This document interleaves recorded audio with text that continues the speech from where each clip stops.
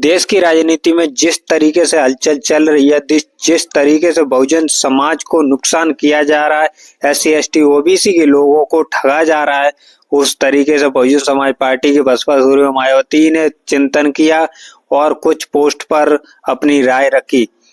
जो पहला post Bahujan Samaj party की ओर से किया गया कि देश के वर्तमान राजनीतिक हालात तथा खासकर दलित, आदिवासी, अति पिछड़ों, मुस्लिम और अन्य धार्मिक अल्पसंख्यकों के चिंतनीय राजनीतिक, सामाजिक एवं आर्थिक स्थिति को देखकर पार्टी को मजबूत बनाने के लिए BSP की ऑल इंडिया बैठक कल दिल्ली में आहूत है।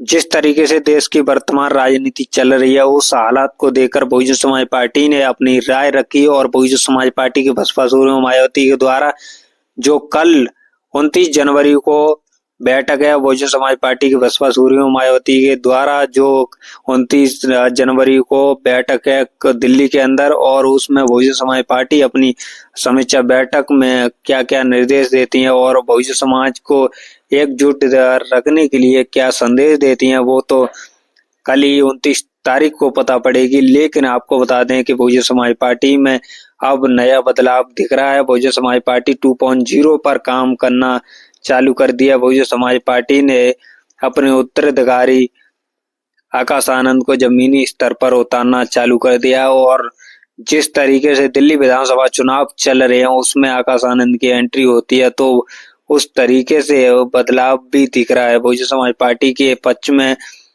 समर्थकों का और वोटरों का ध्यान भी आकर्षित हो रहा है। बहुजन समाज पार्टी अब नए रूप में दिखने लगी। बहुजन समाज पार्टी को सबसे ज्यादा आगे बढ़ाने के लिए बहुजन समाज पार्टी के राष्ट्रीय कोऑर्डिनेटर आकाश आनंद जमीनी स्तर पर और जनसभा रैलियों में जुटे हुए हैं।